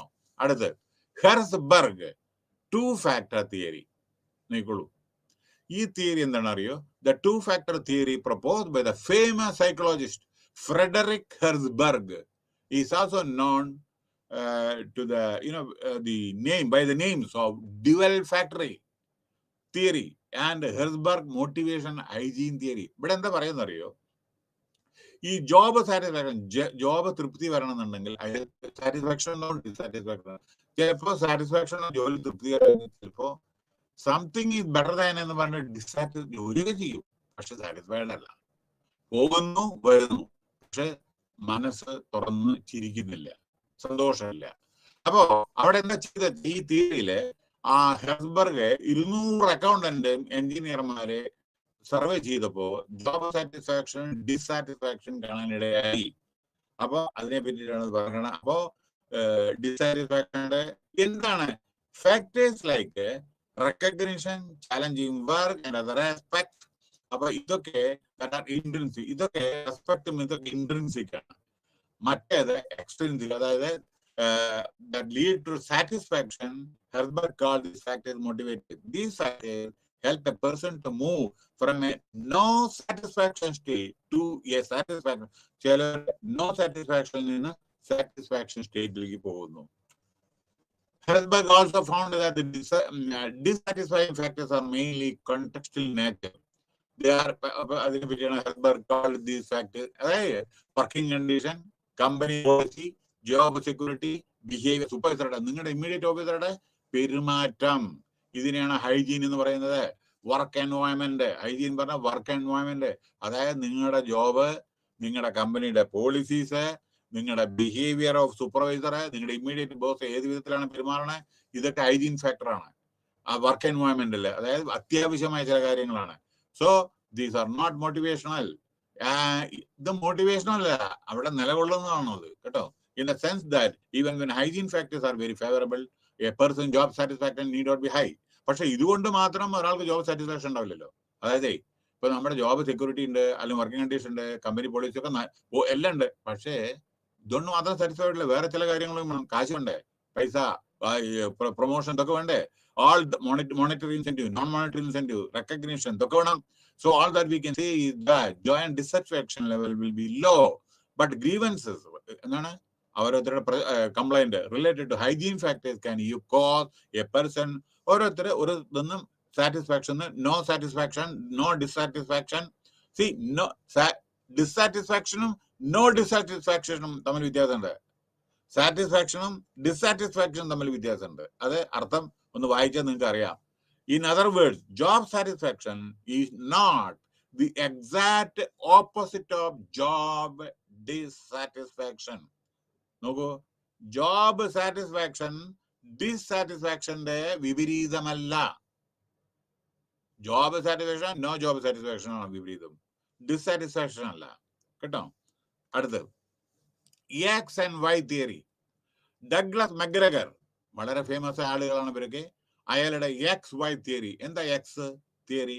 അതായത് ചിലവരെ ജോലി ചെയ്യാൻ ആഗ്രഹിക്കുന്നില്ല, dislikes work and avoid it. ജോലി ചെയ്യാൻ ഉത്തരവാദിത്തം എടുക്കാൻ തയ്യാറില്ല. ദെർഫോർ, ഒരു മിനിറ്റ്, നിങ്ങളിപ്പോൾ LDCയോ UDCയോ ആയിട്ട് നിങ്ങൾ വർക്ക് ചെയ്യുമ്പോൾ നിങ്ങളോട് വേറെ സൂപ്രണ്ടിന്റെ ജോലി ചെയ്യാൻ പറഞ്ഞാൽ നിങ്ങൾ ചെയ്യോ? എന്റെ ജോബല്ല, എന്നെ അതിന് വേണ്ടിയിട്ടല്ല അപ്പോയിന്റ് ചെയ്ത് പറയില്ലേ? പക്ഷെ അത് ശരിയല്ല കേട്ടോ. അതും കൂടി ഞാൻ പറയേ. അപ്പൊ നമ്മളവിടെ ഒരു ജോലി ചെയ്യുമ്പോൾ വേറെ ഒരു ജോലി ചെയ്യാൻ വേണ്ടി ആവശ്യപ്പെടുമ്പോൾ നിങ്ങൾ അത് ചെയ്തിട്ടില്ല എങ്കിൽ കുഴപ്പമൊന്നുമില്ല. പക്ഷെ മറ്റുള്ള ജോലിയും കൂടി ചെയ്ത് അതും കൂടി പഠിച്ചാലേ നിങ്ങൾക്ക് ഗ്രോത്ത് ഉണ്ടാവൂ. അതും കൂടി ഓർക്കണം. അല്ലാണ്ട് എന്നെ അപ്പോയിന്റ് ഇതിനു വേണ്ടിയിട്ടാണ്, ഞാൻ മറ്റേത് പഠിക്കില്ല എന്ന് പറഞ്ഞാൽ നിങ്ങൾ അവിടെ തന്നെ ഇരിക്കും. Therefore, employees must be directed or even forced by supervisor for performing job tasks. അതുകൊണ്ട് ജോലി ചെയ്യാത്തവരെ ജോലി ചെയ്യിപ്പിക്കണം. അതാണ് തിയറി എക്സ്. ചെയ്യില്ല എന്ന് പറഞ്ഞാൽ ചെയ്യണം. അതന്നെ പരിപാടി. എനിക്ക് വയ്യ, അല്ലെങ്കിൽ ഇന്നിപ്പോൾ 6 മണി വരെ ഒന്നിരിക്കണം, ദയവേദിട്ട് ജോബ് കംപ്ലീറ്റ് ചെയ്യണം പറഞ്ഞാൽ, അയ്യോ അതെനിക്ക് പറ്റില്ല, എനിക്ക് 5 മണിക്ക് വേണം. ചില സമയത്ത് 6 മണി ആ ജോബ് കംപ്ലീറ്റ് ചെയ്ത് ചിലപ്പോൾ പെട്ടെന്ന് ട്രാൻസ്മിറ്റ് ചെയ്തിരിക്കുക മെസ്സേജ് ഒക്കെ. നിങ്ങളിങ്ങനെ ഇപ്പോൾ ഒരു IT കമ്പനിയിൽ അവർ ഡയറക്റ്റായിട്ട് ഓൺലൈനാണ് കംപ്ലീറ്റ്, അവർ ഹെഡ് ഓഫീസിലേക്ക് ട്രാൻസ്മിറ്റ് ചെയ്യുന്ന ചില മെസ്സേജ് ഉണ്ടാവും. നിങ്ങളാണ് പോയി വിചാരിക്കുക, ആ മെസ്സേജ് ആ ടൈമിനോട് എത്തിയിട്ടില്ലെങ്കിൽ പനിഷ്മെന്റ് വരും അവിടുന്ന്. മനസ്സിലായില്ലേ? സോ നെക്സ്റ്റ് തിയറി വൈ എന്ന് പറഞ്ഞാൽ വളരെ നാച്ചുറൽ. നിങ്ങൾക്ക് ആവശ്യം ചിലപ്പോൾ റെസ്റ്റ് വേണം. 8 മണിക്കൂറിലേ, അതായത് ഒരു 11 മണിക്ക് 9 മണിക്ക് ഒരു 10 മിനിറ്റ് റെസ്റ്റ് ചായക്ക്, ലഞ്ചിന് ഒരു അരമുക്കാൽ മണിക്കൂർ റെസ്റ്റ്, വൈകുന്നേരം നിങ്ങൾ 3-3:30 ഒരു റെസ്റ്റ് 10 മിനിറ്റ്. ഇതൊക്കെ അത്യാവശ്യമാണ്. കാരണം കണ്ടിന്യൂസ് ആയിട്ട് ഒരാൾക്ക് ജോലി ചെയ്യാൻ അനുവദിക്കരുത്, ഫാക്ടറി ആക്ട്. അപ്പൊ അതാണ് ഇത് തിയറി എക്സ്. അപ്പൊ റെസ്റ്റ് ഇതൊക്കെ ഉണ്ട്. ചിലർ ജോലി ചെയ്യാത്തവരുണ്ട്, അവർ ചെയ്യിപ്പിക്കണം. ചിലവർ അതേമാതിരി ഈ റെസ്റ്റും പ്ലേ ഇതൊക്കെ സർവ്വസാധാരണ ഫാക്ടറി ആക്ടിൽ പ്രൊവൈഡ് ചെയ്യണം. So theory X and Y are not totally opposite. ഇത് ഓപ്പോസിറ്റ് അല്ല, ഓരോരുത്തരുടെ പെരുമാറ്റ രീതിയാണ് ഇതൊക്കെ കാണിക്കുന്നത് കേട്ടോ. അടുത്ത ഭഗവത്ഗീത എല്ലാവരും കേട്ടിട്ടുണ്ടാവുമല്ലോ. ഭഗവത്ഗീത അവിടെ എന്താ പറഞ്ഞ ലോർഡ് കൃഷ്ണ എന്താ പറഞ്ഞ ഭഗവത്ഗീതയിലെ? Selfless action. അതായത് നമ്മുടെ അർജുനൻ നമ്മുടെ മഹാഭാരത യുദ്ധത്തിലെ കൊല്ലാൻ വേണ്ടി അമ്പയ്യാൻ നോക്കുമ്പോൾ മുമ്പിൽ നിൽക്കുന്ന എല്ലാവരും അവരുടെ ഗുരുനാഥന്മാരും അവരുടെ കുടുംബക്കാരും കൗരവന്മാരെ പറഞ്ഞ എല്ലാം അവരുടെ കുടുംബമല്ല എല്ലാവരും. അതൊക്കെ മുമ്പിൽ നിൽക്കുന്ന ആളുകൾ ആരും എല്ലാവരും വേണ്ടപ്പെട്ട ആളുകളാണ്. അപ്പോ എങ്ങനെ ഞാൻ അതറിയാലോ നിങ്ങൾക്ക്. അപ്പൊ ലോർഡ് കൃഷ്ണ പറയുന്ന ഒരു വാക്കുണ്ട്, let there be no motive for the fruit of action. നിങ്ങൾ എന്ത് ചെയ്യുന്ന അതിന്റെ പ്രതിഫലം ഇച്ഛിക്കരുത്. മഹാഭാരതത്തില് പറഞ്ഞിട്ടുണ്ട്. Nor should you desire to avoid action. അതുകൊണ്ട് അത് ചെയ്താൽ ഇതാവെന്ന് കരുതരുത്. ആക്ഷൻ എടുക്കേണ്ട സമയത്ത് ആക്ഷൻ എടുത്തോളണം. പട്ടാളക്കാരെ യുദ്ധം ചെയ്യുന്ന സമയത്തെ ഷൂട്ട് എന്തിനാന്ന് ചോദിക്കരുത്, ഷൂട്ട് ചെയ്യണം, അല്ലെങ്കിൽ ഇങ്ങോട്ട് വരും നമ്മളെ കൊല്ലവര്. മനസ്സിലായില്ലേ? അപ്പൊ ചിലർക്ക് ചോദ്യമില്ല. ഇവിടെ കൃഷ്ണൻ പറയുന്നത്, ശ്രീകൃഷ്ണ പറയുന്നത് അവോയ്ഡ് നമ്മളെ ഒരു ജോലി ചെയ്താൽ അതിന്റെ പ്രതിഫലം ഇച്ഛിക്കരുത്. പ്രതിഫലം വരുമ്പോ വരും, പക്ഷെ ചെയ്യാൻ do your duty. And when you are doing the duty don't look at what നിങ്ങൾ ആരുടെ ഏജൻസ് ആണോ മറ്റുള്ളതാണോ അത് നോക്കണ്ട. പ്രതിഫലം ഇച്ഛിക്കരുത്. You have the right to the action but are not entitled to the result. Result നിങ്ങൾ പ്രതീക്ഷിക്കണ്ട. നിങ്ങൾ ഒരാളെ സ്നേഹിക്കുന്നുണ്ടെങ്കിൽ ഒരാളെ സ്നേഹിക്കാതിരിക്കുക. നിങ്ങൾ അതേമാതിരി അയാൾ ഇങ്ങോട്ട് തേക്കും നിങ്ങൾ പ്രതീക്ഷിക്കാൻ പറ്റുമോ? അതായത് ഒരാളെ നിങ്ങൾ ഉപകാരം ചെയ്തു, അയാളും അതേമാതിരി ഇപ്പൊ ഇങ്ങോട്ട് ഉപകാരം ചെയ്യുന്ന പ്രതീക്ഷിക്കാൻ പറ്റും, പ്രതീക്ഷിക്കാം, പക്ഷെ നടക്കുമോ? അപ്പോൾ അതാണ് ഭഗവത്ഗീത പറയുന്നത്, do your duty and don't expect anything and you have the right to the action but are not entitled to its result. അതാണ് ലോർഡ് കൃഷ്ണന്റെ ഉപദേശം അർജുനനോട്. Let there be no motive for the fruit of action. എന്ത് action ചെയ്താലും അതിന്റെ reaction, അതായത് നിങ്ങൾ പ്രതീക്ഷിക്കണ്ട, നിങ്ങൾ ഡു യുവർ ഡ്യൂട്ടി. അപ്പോ സെൽഫ്ലെസ് ആയിട്ട് നമ്മൾ ലെസ് കൺസേൺഡ്, നമ്മളെ പറ്റിയിട്ട് നമ്മൾ ചിന്തിക്കാതെ നമ്മൾ മറ്റുള്ളവരെ പറ്റിയിട്ട് ആലോചിക്കണം. Hence selfless action is very very necessary in the organisation also. എന്നാലാണ് നമ്മൾ എന്തെങ്കിലും ഇത്തരത്തിലുള്ള പ്രവർത്തനത്തിൽ പ്രതിഫലം ഇച്ഛിക്കാൻ പാടില്ല, തന്നെ വരേണ്ടത്. സോ വേറൊരു കാര്യം, എംപ്ലോയീസ് എങ്ങനെയാണ് ഹാപ്പി ആവുക? സാലറി, നല്ല വേരിയബിൾ പേ പറഞ്ഞാൽ ഇടയ്ക്കിടയ്ക്ക് ഇവരുടെ ഇൻക്രീസ് ഒക്കെ ഉണ്ടല്ലോ, ഓരോരോ പോസ്റ്റ് അനുസരിച്ച് സാലറി. പിന്നെ സ്റ്റോക്ക് ഓപ്ഷൻ, നമ്മുടെ ഇൻഫോസിസ് എടുത്തോളൂ, അതായത് അവരും അതെ അവർക്ക് സ്റ്റോക്ക് ഷെയർ ഇത് അലോട്ട് ചെയ്യുന്നു നാരായണമൂർത്തി.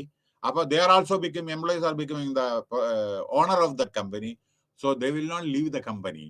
സോ ജോബ് റൊട്ടേഷൻ, ഒരു ജോബിൽ നിന്ന് മറ്റൊരു ജോബിലേക്ക് റൊട്ടേഷൻ. അപ്പൊ നിങ്ങളുടെ കലക്ടർ പിന്നെ ഡയറക്ടർ ആവണു, വേറെ എന്തെങ്കിലും ആവണു, അവിടുന്ന് പോകണു, അല്ലെങ്കിൽ എറണാകുളം കലക്ടർ വേറൊരു കലക്ടർ ആവണം, വേറെ എന്തെങ്കിലും പോകണം. അങ്ങനെ job rotation is very very necessary so that you can learn many thing.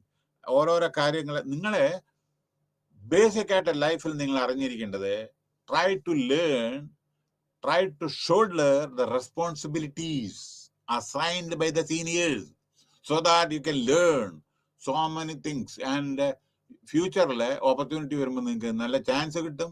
You will be able to handle that without any difficulty. Yes. പിന്നെ ജോബ് എൻലാർജ്മെന്റ്, അതായത് നിങ്ങളൊരു ജോലി ചെയ്യുമ്പോൾ അതിൽ അഡീഷണൽ ആയിട്ട് നിങ്ങൾക്ക് എന്തെങ്കിലും ചെയ്യുമ്പോൾ ഇതും കൂടി ചെയ്യേ, അതും കൂടി ചെയ്യുന്ന പറയുന്നില്ലേ. പിന്നെ ജോൺ എൻറിച്ച്മെന്റ് എന്ന് പറഞ്ഞാൽ നിങ്ങൾക്കുള്ള ജോബ് അല്ലെ അതിനെ നിങ്ങൾക്ക് റിവാർഡും ഇൻക്രിമെന്റും ഒക്കെ തരുന്നതാണ് ജോബ് എൻറിച്ച്മെന്റ്. പിന്നെ ജോബ്സ് ഒറിസോണ്ടലായിട്ടും വെർട്ടിക്കലായിട്ടും നിങ്ങൾ മേപ്പെട്ട അതായത് നമ്മൾ സീനിയറായിട്ട് വളരെ ഒറിസോണ്ടലായിട്ട് പോകുന്നവരുണ്ട്. ഒരു മാനേജർ ഒരു ബാങ്ക് മാനേജർ വേറൊരു ബാങ്കിലത്തെ മാനേജർ ആവണം അല്ലെ, ഒരു ഡിവിഷണൽ മാനേജർ വേറൊരു ഡിവിഷണൽ മാനേജർ ആവണം. അങ്ങനെയുണ്ട്. ചിലത് വെർട്ടിക്കലി നേരെ മേപ്പെട്ട് പോകുന്നു, ചിലവർ ഇങ്ങനെ പോകുന്നു, അതൊക്കെയുണ്ട്. ഓക്കെ. അപ്പൊ ജോബ് എൻലാർജ്മെന്റ് പറഞ്ഞു കഴിഞ്ഞു, ജോബ് എൻറിച്ച്മെന്റും ആൾറെഡി ഞാൻ പറഞ്ഞു കഴിഞ്ഞു. ജോബ് റൊട്ടേഷൻ, അപ്പൊ നിങ്ങൾ ഓർമ്മിക്കണം, യു ആർ ഷോൾഡറിങ് എവിടെയെങ്കിലും ജോലി ചെയ്യുമ്പോൾ ജോബ് റൊട്ടേഷൻ പറയുമ്പോൾ അവിടെ അയ്യോ എനിക്ക് വയ്യ എന്ന് പറയരുത്. കാരണം ഇത് ഒരേ ജോലി ആകുമ്പോൾ ബോറിംഗ് ആവും. നിങ്ങൾ ഇങ്ങനെ ജോബ് റൊട്ടേറ്റ് ചെയ്യുമ്പോൾ നിങ്ങൾക്ക് പലതും new things you will be able to learn. So motivation urges employees to improve the performance at the work place through hard work എവിടെയും വേണം, മനസ്സിലായോ? പിന്നെ സ്മാർട്ട് വർക്കായിട്ടും വേണം. സ്മാർട്ട് പറഞ്ഞാൽ മറ്റുള്ളവരെ ക്ലവറാ വരെ, അതല്ല അതിൻ്റെ അർത്ഥം.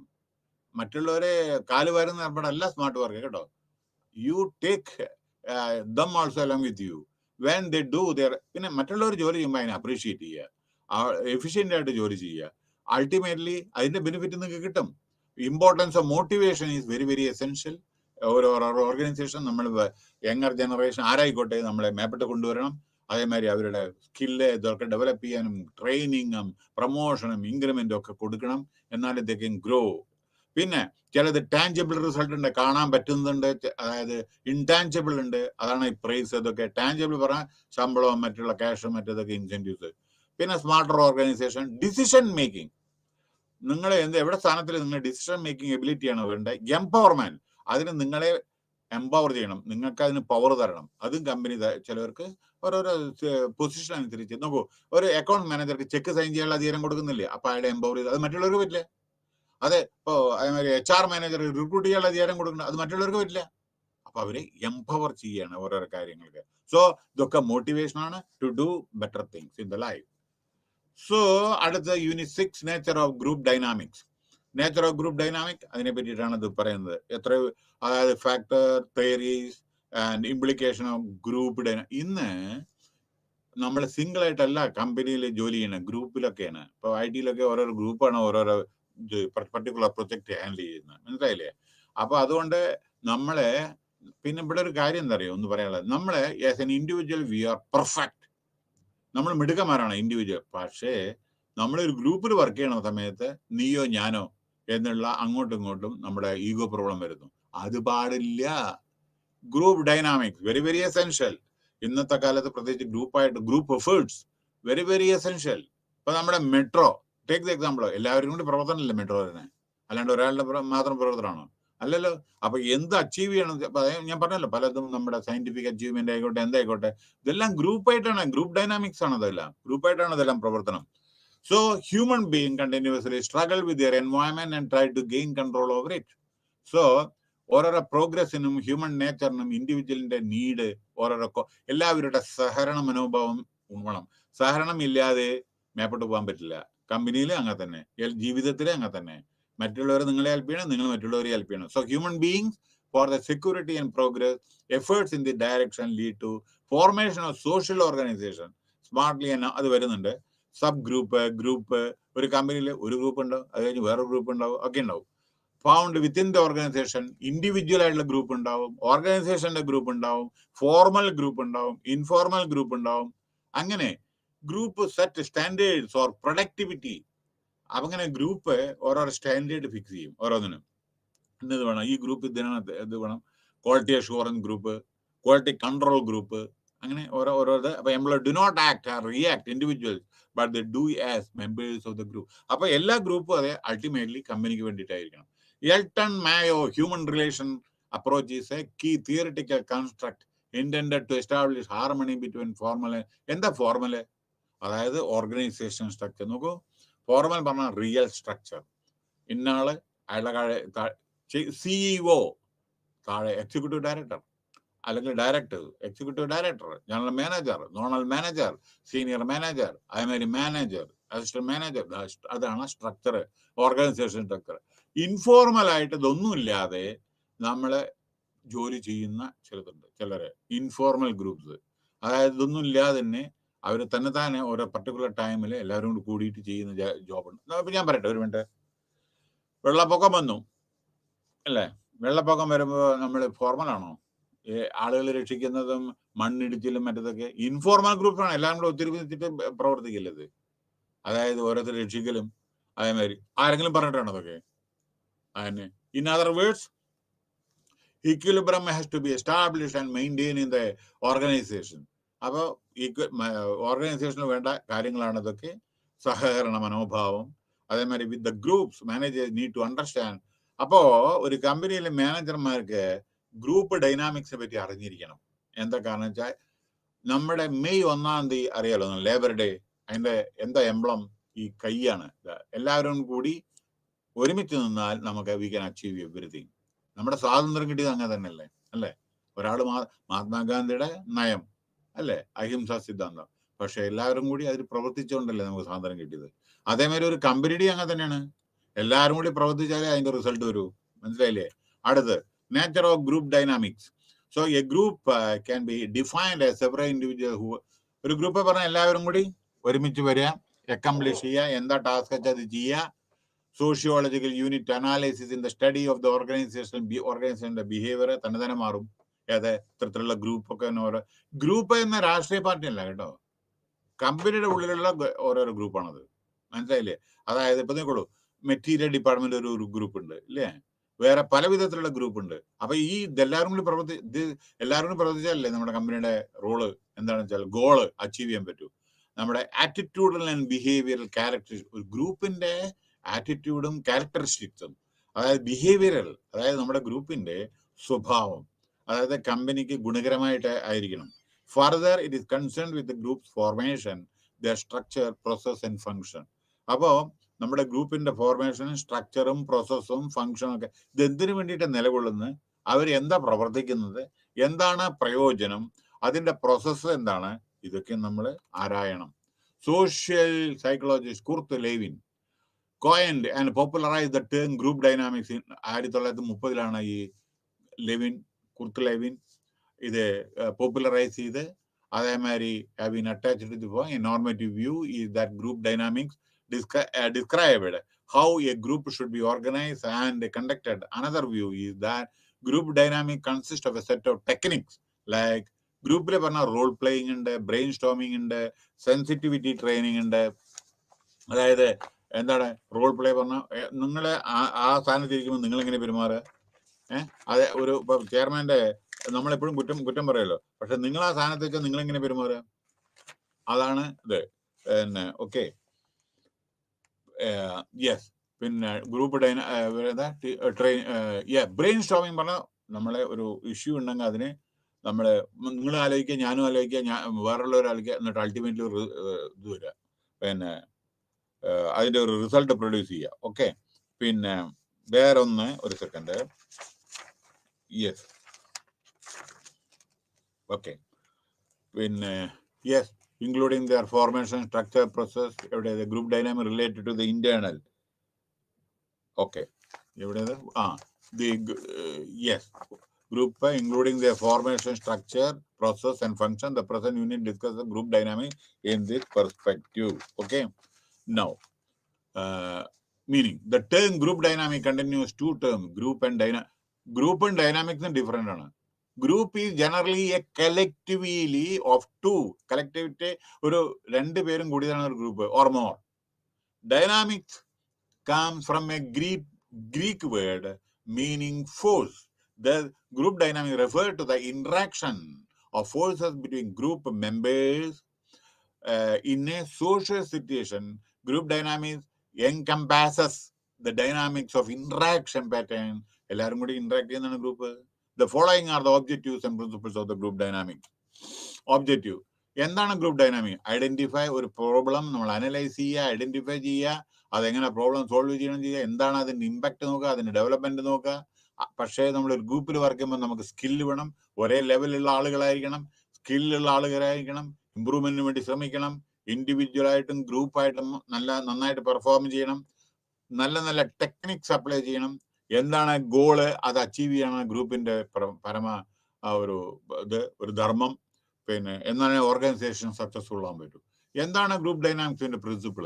The members of the group must have a strong sense of belonging. ആദ്യം എല്ലാവരും നമ്മൾ ഒന്നാണെന്ന് കരുതുക. Collective responsibility. Changes in the group should not create a stress among group. ചിലപ്പോൾ ഗ്രൂപ്പിനെ ഇടയ്ക്കിടയ്ക്ക് മാറ്റരുത്, കാരണം അപ്പൊ പ്രശ്നം വരും. Group form survive and function in order to achieve. അതായത് ഇവർ എന്തിനാണെന്ന് വെച്ചാൽ ഓരോ ഇത് അച്ചീവ് ചെയ്യാൻ വേണ്ടിയിട്ടാണല്ലോ. അപ്പൊ അതൊരു സർവൈവ് ചെയ്യാൻ, അതായത് ഗ്രൂപ്പ് ഫോം ചെയ്യുന്നത് ഒരു പ്രോബ്ലം എന്താണെന്ന് വെച്ചാൽ ഗോൾ അച്ചീവ് ചെയ്യാൻ വേണ്ടിയിട്ടാണ്. Information pertaining to changes to be made in a group should be share. പിന്നെ ഗ്രൂപ്പിൽ നമ്മൾ ഡിസ്കസ് ചെയ്യുന്നത് എമംഗ് ഇപ്പൊ 5 or 10 ആളുണ്ടെങ്കിൽ അവര് തമ്മിൽ ഷെയർ ചെയ്യണം. അല്ലാണ്ട് ഒരാൾ പറഞ്ഞു മറ്റേ കേട്ടില്ല, അങ്ങനെയല്ല. എല്ലാ ഇൻഫർമേഷൻ പാസ് ഓൺ ചെയ്യണം അവിടെ. So group are a common phenomena in all അപ്പൊ ഒരു എല്ലാ ഓർഗനൈസേഷനും ഗ്രൂപ്പ് ഉണ്ടാവും. വേറെ ഗവൺമെന്റിലായിക്കോട്ടെ, പ്രൈവറ്റിലായിക്കോട്ടെ, മിലിറ്ററിയിലായിക്കോട്ടെ, ജുഡീഷ്യറിയിലായിക്കോട്ടെ, എഡ്യൂക്കേഷനിലായിക്കോട്ടെ, ഗ്രൂപ്പ് ഉണ്ട്. Factors affecting group. ചിലപ്പോൾ എന്താണ് ഇത് അഫക്ട് ചെയ്യുന്നുണ്ട്? നോളേജ്, എബിലിറ്റി, സ്കില്ല്, ഓരോരുത്തരുടെ നോളേജ് എത്രത്തോളം ഉണ്ടെന്ന് നോക്കണ്ടേ. നോളജ് ഇല്ലെങ്കിൽ ആ ഗ്രൂപ്പിൽ അവരുടെ മറ്റവരോടൊപ്പം നിൽക്കാൻ പറ്റുമോ? എബിലിറ്റി, സ്കില്ല്, പേഴ്സണാലിറ്റി, ഓരോരുത്തരുടെ പേഴ്സണാലിറ്റി. നിങ്ങൾ ടേക്ക് IT നോക്കുള്ളൂ, ഒരേ സിമിലർ ഇതല്ലേ. പിന്നെ സ്മാൾ ഗ്രൂപ്പ്. ചിലപ്പോൾ ചെറിയ ഗ്രൂപ്പാണ് കൂടുതൽ എഫക്റ്റീവ്, വലിയ ഗ്രൂപ്പ് ആകുമ്പോൾ കൺട്രോൾ ചെയ്യാൻ കഷ്ടമായിരിക്കും. Group roles can be classified in 3 types. Work roles, maintenance role, blocking role. അതായത് വർക്ക് റോൾ ചെയ്യുന്നതും അത് മെയിൻറ്റെയിൻ ചെയ്യുന്നതും, ബ്ലോക്കിംഗ് അതായത് അതിനെതിരായിട്ടുള്ളതും അതാണത്. പിന്നെ each group establish its own set of norms. എല്ലാ ഗ്രൂപ്പും അതിൻ്റെതായ നോംസ് ഉണ്ടാക്കുന്നു. പിന്നെ ഇന്ത്യൻ കോമ്പറ്റീഷൻ ഉണ്ട്. അതേമാതിരി organisational performance, their goals are not aligned appropriately with organization goals. They are more vulnerable to group thing. അപ്പൊ നമ്മളെ ഓർഗനൈസേഷൻ പെർഫോമൻസ് വേണ്ടിയാണ് ശ്രമിക്കേണ്ടത്. അപ്പൊ process like decision making, communication, conflict management, leadership etcetera are better through group dynamic. അപ്പോ decision making ഗ്രൂപ്പില്, communication ഗ്രൂപ്പില്, എന്തെങ്കിലും പ്രശ്നം ഉണ്ടെങ്കിൽ ഗ്രൂപ്പായിട്ട് സോൾവ് ചെയ്യുക, ലീഡർഷിപ്പും ഗ്രൂപ്പായിട്ട് നമ്മൾ സോൾവ് ചെയ്യുക. അങ്ങനെ അതൊക്കെ വളരെ ഇൻഡിവിജ്വൽ ആയിട്ടും ഗ്രൂപ്പായിട്ടും നമ്മൾ സോൾവ് ചെയ്യാൻ വേണ്ടി ശ്രമിക്കണം. Theories of group information. Joining a group is determined, by a number of factors, including an individual personal trait. ഓരോരുത്തർക്കും ഓരോ ഗുണങ്ങളുണ്ടല്ലോ. ആണോ പെണ്ണോ, social മോട്ടീവ്സോ, like the need for affiliation, need of power, need of intimacy, and prior group experience. എല്ലാവർക്കും ഇതൊക്കെ അത്യാവശ്യമാണ്. Groups can offer some advantage. Group ആകുമ്പോൾ പല അഡ്വാൻറ്റേജസും ഉണ്ട് to ease members that would not be possible if ഇൻഡിവിജ്വലായിട്ട് നമ്മൾ ഒറ്റയ്ക്ക് ജോലി ചെയ്യുമ്പോൾ ചിലപ്പോൾ സാധിക്കില്ല. ഗ്രൂപ്പ് ആകുമ്പോൾ നമുക്ക് പല കാര്യങ്ങളും അങ്ങോട്ടും ഇങ്ങോട്ടും എക്സ്ചേഞ്ച് ചെയ്തിട്ട് അറിയാത്ത കാര്യങ്ങൾ അറിയാനും ഒക്കെ നമുക്ക് സാഹചര്യം സൃഷ്ടിക്കും. അതുമാതിരി നമ്മുടെ ആറ്റിറ്റ്യൂഡ് മാറും, ബിഹേവിയർ മാറ്റും, കമ്മ്യൂണിക്കേഷൻ നമ്മുടെ സ്കില്ല് വർദ്ധിക്കും. അങ്ങനെ എമോഷണൽ സപ്പോർട്ട് കിട്ടും, ഇൻഫോർമൽ സപ്പോർട്ട് കിട്ടും. അപ്പോൾ ഇങ്ങനെ അതേമാതിരി ഫ്രണ്ട്ഷിപ്പ്, നമ്മുടെ ഗ്രൂപ്പിൽ വർക്ക് ചെയ്യുന്ന എല്ലാവരും ഒരു ഫ്രണ്ട്ഷിപ്പ് ഉണ്ടാവും, ഇൻട്രസ്റ്റ് ഉണ്ടാവും, പുതിയ സ്കിൽ അക്വയർ ചെയ്യും. പിന്നെ നിങ്ങൾ ആ ഗ്രൂപ്പിൽ പോകുമ്പോൾ നിങ്ങൾക്ക് നിങ്ങളുടേതായ ഒരു പ്രശസ്തി ഉണ്ടാവും. One of the more comprehensive theories of group formation is balance theory. It states that persons are attracted to each another and the base is similar attitude. അതായത് toward commonly relevant objects. അതായത് balance ആയിട്ട് നമ്മൾ പോകണം. പിന്നെ social identity theory offers another explanation for group formation. Simply put, this theory suggests that individuals get a sense of identity and self-esteem. ആളുകൾക്ക് identity വേണം, self esteem വേണം. The nature of group may be population, demographic population, based on culturally based or organization based. Individual are motivated to belong to and contribute to identify groups because of the sense of belongingness and self-worth. അതിനെ പറ്റിയിട്ടാണ്. അപ്പോൾ ഇത് 5 സ്റ്റേജിനെ പറ്റിയിട്ട് പറഞ്ഞിട്ടുണ്ട് കേട്ടോ. Besides the above conceptual explanation of group formation and development, there are practical reasons for joining and forming a group. For instance, employees in an organization may form. നമ്മുടെ കമ്പനിയിൽ ചില ഓരോരോ ഗ്രൂപ്പ് നമ്മൾ ഫോം ചെയ്യും. എക്കണോമിക് ആയിട്ട്, security ആയിട്ട്, social reason ആയിട്ട് ഓരോരോ ഗ്രൂപ്പ് ഉണ്ടാക്കും അല്ലേ. ദ സോഷ്യൽ കൾച്ചറൽ ഇതൊക്കെ ആയിട്ട് important practical reason because of which individual join or form group is that group tends to satisfy the ആളുകളുടെ ഗ്രൂപ്പ് എന്ന് പറഞ്ഞാൽ ആളുകളുടെ ആവശ്യങ്ങൾ നിറവേറ്റുക. Research going as far back as the Hawthorne studies has found the affiliation, ഓരോരുത്തരായിട്ടുള്ള affiliation, motive to have a major. അപ്പോൾ നമ്മുടെ ഓരോരുത്തരായിട്ടുള്ള അത് അടുപ്പം കൂടുമ്പോൾ നമ്മുടെ ഹ്യൂമൻ ബിഹേവിയർ മാറും. പിന്നെ ഏതെല്ലാം വിധത്തിൽ ആണ്? പ്രൈമറി ഗ്രൂപ്പ് ഉണ്ട്, ഒരു കമ്പനി ഗ്രൂപ്പ് ഉണ്ട്, പിന്നെ അതിനനുസരിച്ച് വേറെ ഗ്രൂപ്പ് ഉണ്ട്, പിന്നെ ഒരു സോഷ്യൽ ഗ്രൂപ്പ് ഉണ്ട്, പിന്നെ ഒരു കൊലീഷൻ എല്ലാവരും കൂടിയ ഇതുണ്ട്, പിന്നെ മെമ്പർഷിപ്പ് ആൻഡ് റെഫറൻസ് ഗ്രൂപ്പ് ഉണ്ട്. ഓരോരുത്തർ മെമ്പർഷിപ്പ് ഉണ്ട്, പിന്നെ റെഫറൻസ് വേറെ വിധത്തിലുള്ള അവിടെ ഉണ്ട് ഇവിടെ ഉണ്ട് എന്നൊക്കെ പറഞ്ഞിട്ട് ചില ഗ്രൂപ്പുകളില്ലേ, അത് വേറെ ഇവിടെ ഉണ്ട് അവിടെ ഉണ്ട്, ഈ ഡിപ്പാർട്ട്മെന്റ് ഉണ്ട് ആ ഡിപ്പാർട്ട്മെന്റ് ഉണ്ട്. പിന്നെ in groups and out group, ഗ്രൂപ്പിന്റെ ഉള്ളിലുള്ളതും പുറമേ ഉള്ളതും. പിന്നെ ഫോർമൽ ഗ്രൂപ്പ് ഉണ്ട്, പിന്നെ കമാൻഡ് ഗ്രൂപ്പ് ഉണ്ട്. ചിലവരെ അത് കമാൻഡ് ചെയ്യുന്ന ചില ഗ്രൂപ്പുകളുണ്ട്, അതായത് അങ്ങനെ ചെയ്യണം ഇങ്ങനെ ചെയ്യണം എന്നൊക്കെ പറയല്ലേ. പിന്നെ ചിലത് ടാസ്ക് ഗ്രൂപ്പ് ഉണ്ട്, അതായത് ടാസ്ക് ഗ്രൂപ്പ് പറഞ്ഞാൽ ഓരോ ടാസ്ക് അസൈൻ ചെയ്യുന്നുണ്ട്, അത് ചെയ്യുന്നത്. പിന്നെ ഫംഗ്ഷൻ ചെയ്യുന്ന ഗ്രൂപ്പും ഉണ്ട്. അപ്പൊ ഇൻഫോർമൽ ഗ്രൂപ്പ്സിനെ പറ്റിയിട്ട് നമ്മൾ പറയുകയാണെന്ന് വെച്ചാൽ naturally and response common interest and shared value. Informal പറഞ്ഞാൽ ഒരു കൊച്ചു കാര്യത്തിന് വേണ്ടിയിട്ട് കുറച്ച് ഇൻഫോർമൽ വേ എല്ലാവരും കൂടി കൂടിച്ചേരുന്നതാണ് ഇൻഫോർമൽ ഗ്രൂപ്പ്. പിന്നെ implication of group dynamics. Group dynamics success ആവണം വെച്ചാൽ എന്താണ് അതിന്റെ പ്രശ്നങ്ങൾ അറിയാം. ചിലപ്പോൾ വീക്ക് ലീഡർഷിപ്പ് ശരിയല്ല വിചാരിക്കുക, അച്ചടക്കമില്ല വിചാരിക്കുക, അതോറിറ്റി ഇല്ല വിചാരിക്കുക, ബ്ലോക്ക് എപ്പോഴും തടസ്സമാണ് വിചാരിക്കുക, ദേഷ്യപ്പെട്ട ആളുകളാണ് വിചാരിക്കുക, അല്ല നെഗറ്റീവ് ആറ്റിറ്റ്യൂഡ് ഉള്ളതായിരിക്കുക, ചിലപ്പോൾ വിഡ്രോ ആബ്സെന്റിസം, ആളുകൾ അതിൽ അറ്റൻഡ് ചെയ്യുന്നില്ല വിചാരിക്കുക, പിന്നെ ചെയ്യുന്ന കാര്യത്തിൽ റെക്കഗ്നിഷൻ ഇല്ല വിചാരിക്കുക, ചില സമയത്ത് തമാശയായിട്ട് എടുക്കുകയാണ് വിചാരിക്കുക, ചിലവർ ഗ്രൂപ്പായിട്ട് തിങ്ക് ചെയ്യുന്നില്ല വിചാരിക്കുക, പിന്നെ കാഷ്വൽ അപ്രോച്ച് ആണെന്ന് വിചാരിക്കുക. അതേമാതിരി എവല്യൂഷൻ ഓഫ് അപ്രഹെൻഷൻ, എന്തെങ്കിലും നമ്മൾ തീരുമാനം എടുത്താൽ അത് എവാലുവേറ്റ് ചെയ്യുന്നില്ല എങ്കിൽ നമ്മുടെ ഇംപ്ലിക്കേഷനാണ് നമ്മുടെ ഗ്രൂപ്പ് ഡൈനാമിക്സ് എഫക്റ്റീവ് ആവില്ല. അപ്പൊ ഇവിടെ പറയേണ്ട ഒരു കാര്യം എന്താണെന്ന് വെച്ചാൽ, നോക്കൂ, ഇതില് ഓരോരോ ഇതില് ഫോമിംഗ് ഉണ്ട്. അതായത് ചിലത് ഫോമിംഗ് പറഞ്ഞ രൂപീകരിക്കുന്നത്, ഡെമോഗ്രാഫി പറഞ്ഞാൽ ജനസംഖ്യാപരമായത്, സ്റ്റോമിംഗ് പറഞ്ഞാൽ ചില സമയത്ത് മീറ്റിംഗ് സമയത്ത് ആളുകൾ വളരെ വയലന്റ് കോൺഫ്ലിക്റ്റ് ഉണ്ടാവും, ചില മീറ്റിങ്ങിൽ ഗ്രൂപ്പിൽ ഇതുണ്ടാവും. അപ്പോൾ വളരെയധികം അവർ എന്താ പറയുക ദേഷ്യപ്പെടലും മറ്റത്, അതൊക്കെ നമ്മൾ കൺട്രോൾ ചെയ്യാൻ വേണ്ടി പഠിക്കണം. നോർമിംഗ് എന്ന് പറയുന്നുണ്ടെങ്കിൽ മാനദണ്ഡം.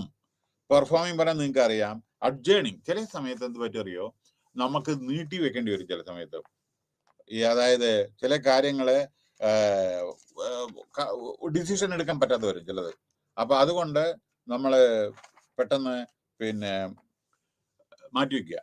പിന്നെ വേറൊന്ന്, ഫ്രീ റൈഡിങ് പറഞ്ഞാൽ ചിലവര് take it easy, leave their colleagues, അതായത് മറ്റുള്ളവർ ചെയ്യട്ടെ ഞാനൊന്നും ചെയ്യില്ല എന്ന് പറഞ്ഞിട്ട് മിണ്ടാതിരുന്ന കാഷ്വൽ അപ്രോച്ച് ഇല്ലേ, അങ്ങനെയുണ്ട്.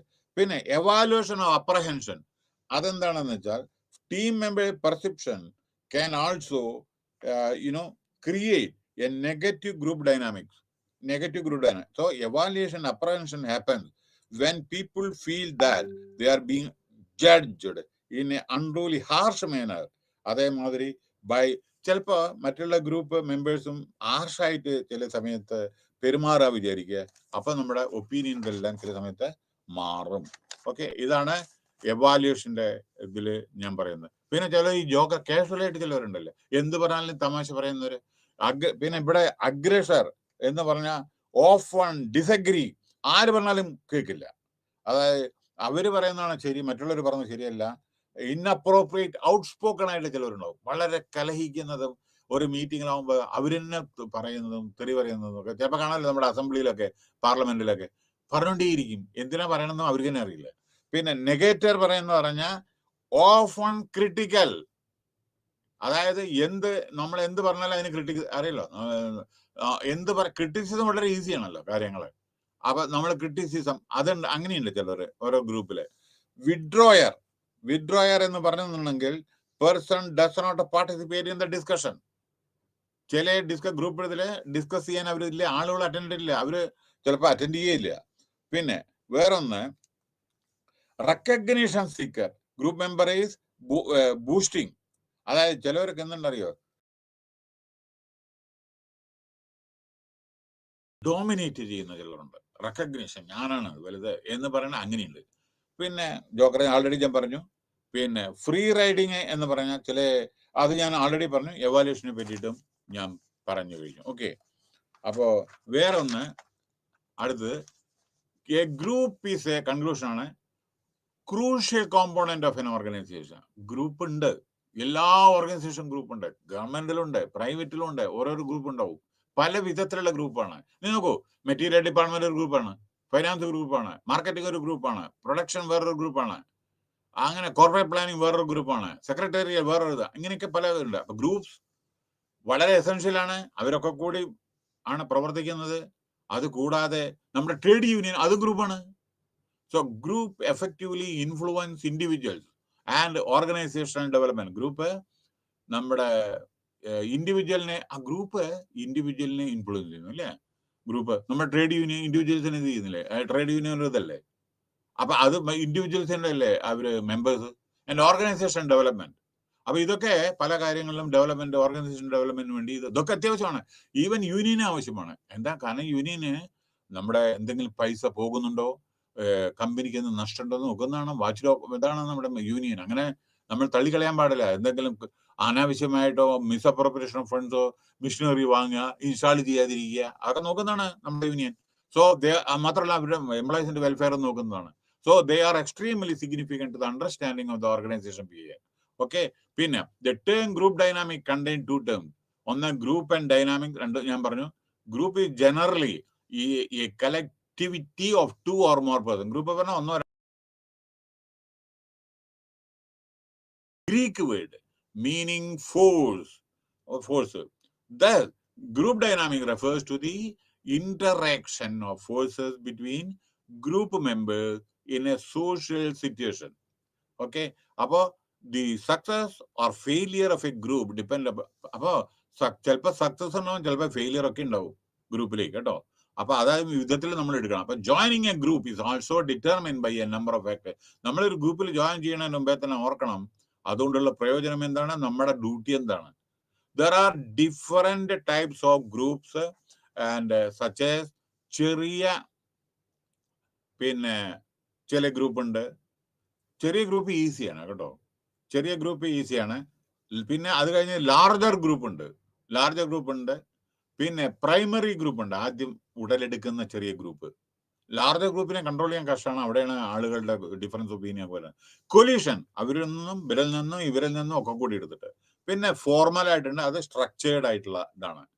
പിന്നെ ഇൻഫോർമൽ, അതിനൊരു സ്ട്രക്ചർ ഒന്നുമില്ല, അവരൊരു ഗ്രൂപ്പ്, അല്ലെങ്കിൽ ഇപ്പോൾ നമ്മുടെ ഒരു അസോസിയേഷൻ ഉണ്ടല്ലോ, അല്ലെങ്കിൽ Tamil speaking, Malayalam speaking, Kannada speaking, അങ്ങനെ ഒരു ചെറിയ ചെറിയ ഗ്രൂപ്പ് ഒക്കെയാണ്. അത് അവരുടെ ഒരു വെൽഫെയറിന് വേണ്ടിയിട്ട് മാത്രമാണ്.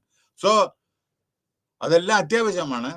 As has been seen, groups have a positive impact on achieving both individual and അതുമാതിരി ഓർഗനൈസേഷണൽ എഫക്റ്റീവ്നെസ്. അപ്പോൾ ഒരു ഓർഗനൈസേഷൻ എന്ന നിലയ്ക്ക് ഇത്തരത്തിലുള്ള ഗ്രൂപ്പ് വളരെ അത്യാവശ്യം. ഇതാണ് ഗ്രൂപ്പ് ഡൈനാമിക്സ്. കാരണം നമ്മൾ പല നല്ല കാര്യത്തിന് വേണ്ടിയിട്ടാണ് ഇതെല്ലാം ചെയ്യുന്നത്. അപ്പൊ group is very very essential, വളരെ crucial component of an organisation.